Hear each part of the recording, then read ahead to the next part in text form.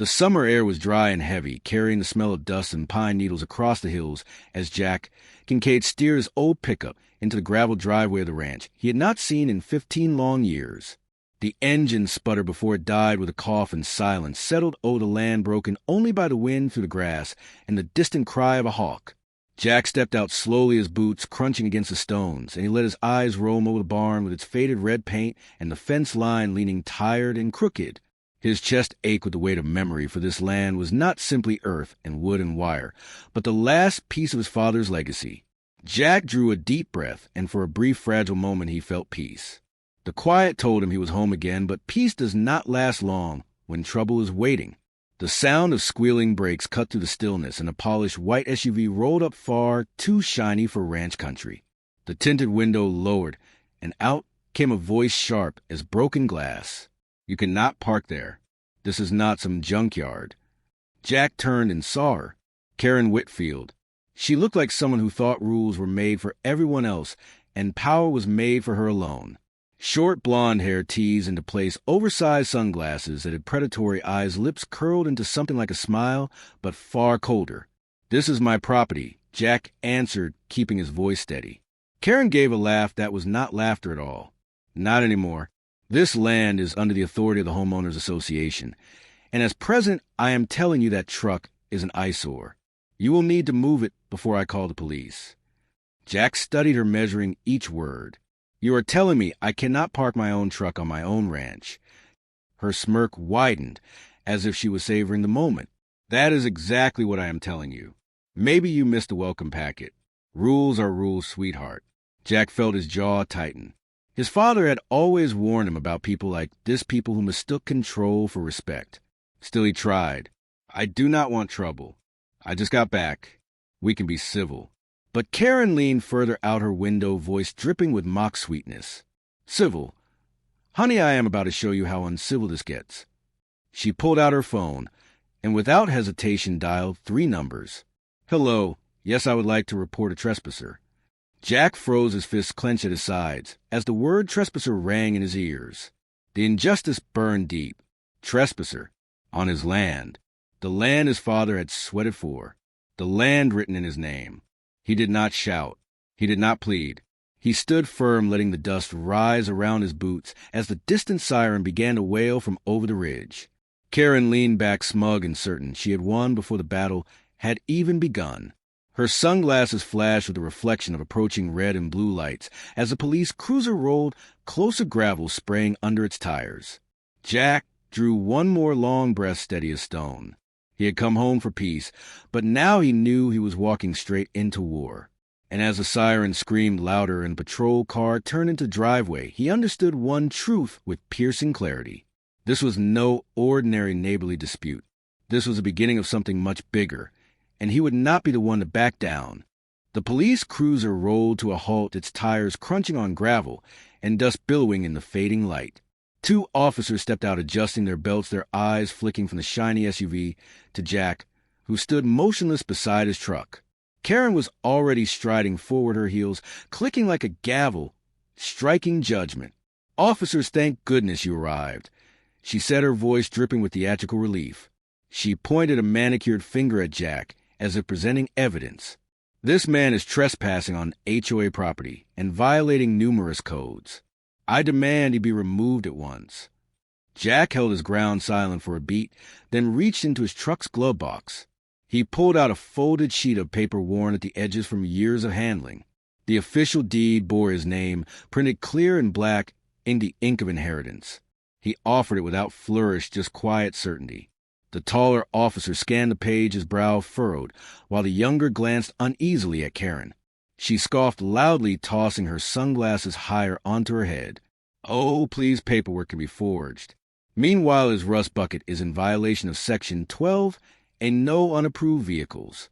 His fence is sagging, which violates Section 4C property upkeep, and livestock, visible from the road. Section 7C. The list goes on. I can recite every rule if you like. She lifted her chin as though expecting applause. The taller officer shifted his weight, unimpressed. "Ma'am, this seems like a civil matter, not a criminal one." Kerren snapped her fingers toward Jack. Do your job. Arrest him before this neighborhood falls apart. If you will not act, I will take this to the county. I will not let one man destroy the order I built here." Jack studied her quietly. Each word revealed her hunger for power and her blindness to reason. He could have shouted back. He could have argued. But instead his voice came calm, deliberate. "Officers, I think it would help if you ran my name through your system, just to confirm something." The younger officer hesitated, then retreated to the cruiser. The laptop glowed blue in the twilight as his fingers flew across the keys. He stopped, his brow knit tighter. He read again, then looked toward Jack, then back to the screen, and back again. Kerren tapped her foot impatiently, arms crossed like a queen waiting for tribute. "Well, what is the delay? You have a criminal right in front of you. Handle it." The younger officer cleared his throat. "Ma'am, according to our records, this man is not a trespasser. His name is Jack Kincaid, and he holds the position of Executive Director of the National Homeowners Association Regulatory Council." The words hung in the air, heavy enough to still the cicadas. Kerren blinked, her lips parting soundlessly. "The what now?" Jack allowed himself a faint smile, though his eyes remained hard. "It is exactly what it sounds like. Every HOA in the country reports through a chain of compliance. I sit at the top of that chain." The taller officer nodded, confirming. "It checks out, ma'am. He outranks any HOA president, including you." Kerren's face drained of color, her arrogance faltering, as neighbors peeked from porches drawn by the flashing lights. She tried to recover her composure, adjusting her blazer, tugging at her sunglasses. "That cannot be right. He is bluffing. Some small-town rancher cannot possibly." The officer cut in firmly. "It is right. The system confirms it." Jack stepped closer, his boots crunching on gravel, his voice calm, yet carrying weight.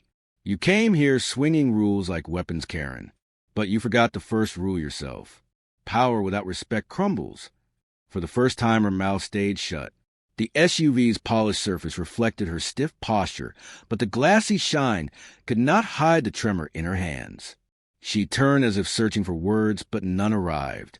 The officers exchanged a final glance. The taller one handed back the deed to Jack and tipped his hat slightly. "Looks like you are clear to stay, sir." Jack accepted the paper, sliding it back into his glove box, his eyes never leaving Kerren. He did not gloat. He did not need to. Kerren stumbled for an answer, finally muttering, "This is not over. You will regret this." She slammed her SUV door and sped off, gravel spitting under her tires.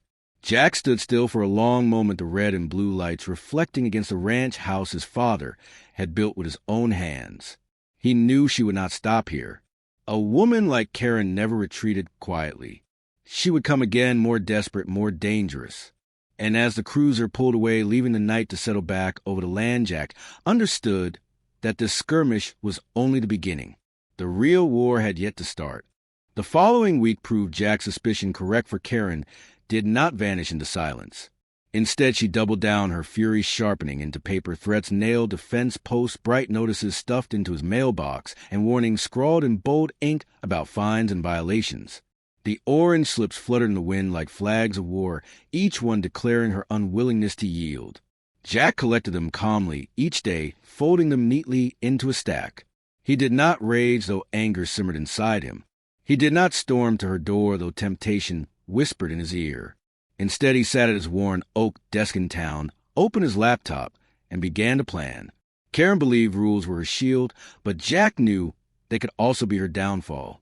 He drafted a letter with precise language and attached evidence of her abuse of authority. The body cam footage of her demanding his arrest. Photographs of her notices nailed the property that was indisputably his. Screenshots from neighbors who had suffered under her reign. He gathered it all into a single file titled Urgent Compliance, Review Unauthorized Abuse of Authority. When the email left his outbox, it did not travel to Kerren alone. It spread across inboxes of HOA presidents across the tri-state region, landing like a spark in dry brush. Jack knew their kind. They clung to power, yet feared exposure more than anything. Scandal was their poison, and Kerren was about to drink deeply. The wildfire spread faster than he expected. Within hours, message boards lit up with residents trading stories. Posts emerged on neighborhood forums, neighbors emboldened to speak now that someone had dared to challenge her. A family recalled how Kerren had fined them for children's bicycles left on a driveway. A veteran told how she threatened him for flying flag he had bled to defend. Even a delivery driver uploaded a shaky video of her berating him for arriving 5 minutes late. By the next morning, her perfect image had cracks running deep. Local gossip turned to outrage, and outrage turned to laughter. Memes circulated with her stern face captioned with absurd faux rules like no breathing after 10 p.m. Each share chipped away at her authority. The culmination arrived during her monthly HOA meeting. The hall overflowed with residents, their expressions stony arms crossed in quiet rebellion. Kerren walked in wearing a blazer sharp. As armor, her chin lifted, but the tremor in her steps betrayed the storm beneath. She cleared her throat and launched into her speech about maintaining standards. Yet before she could finish, a woman rose from the crowd. Her voice cut through the air. "Kerren, is it true you tried to evict a man who oversees every HOA in the country?" Gasps rolled through the hall. Kerren's face twitched. That is exaggerated nonsense spread by a manipulator. But the man beside the woman raised his phone, pressing play. The body cam footage echoed across the room, Kerren's shrill demand piercing every ear. "Do your job, arrest him already." The crowd erupted in murmurs, some shocked, others laughing openly. Kerren's composure slipped, her voice rising with desperation. "This is a smear campaign. He is twisting everything to make me look bad." But the laughter grew louder. The balance had shifted. Years of quiet resentment now stood emboldened in the faces staring her down. She tried to shout over them, her arms flailing, but the room no longer belonged to her. Jack was not present that night, but he did not need to be. His plan was in motion, and the evidence spoke louder than his presence ever could. The board members who once nodded politely at her every decree now stared with cold suspicion. Her allies were melting away. The next day, an official letter arrived in her mailbox, crisp and heavy with the seal of the council. Notice of suspension effective immediately. Her power was frozen, her authority stripped, and a hearing scheduled for permanent removal. Jack read the copy in his office and allowed himself a slow, measured breath. He had not shouted, he had not threatened. He had simply held up a mirror and let Kerren destroy herself in the reflection. Still, he knew this was not the final act. She was cornered, and a cornered predator does not collapse quietly. The hearing would be public, and her fall would be witnessed by all. Jack leaned back in his chair, his eyes drifting to the fading light outside. The land was waiting for peace, but peace required an ending, and the ending was near. The day of a hearing arrived with a weight of expectation pressing on every soul in the community hall. Rows of folding chairs filled the room, neighbors packed shoulder to shoulder, their faces alive with anticipation, and the low murmur of conversation. For years, Kerren had lorded her authority over them, wielding fines and threats like weapons, and tonight the reckoning had finally come. Kerren entered dressed in a sharp navy blazer, her heels clicking against the linoleum floor, her chin tilted high, as though she could still command respect by posture alone. But her eyes betrayed her, shifting, constantly scanning the crowd, as if searching for allies. She found none. People who once bowed to her authority now sat with arms crossed and eyes burning with quiet satisfaction. At the front sat the review panel, 3 officials flown in from the National HOA Council, their expressions neutral, but their presence a thundercloud hanging above Kerren. Among them sat Jack, calm and unshaken, his posture steady, his gaze level as if carved from stone. The lead official opened the session, his voice clear.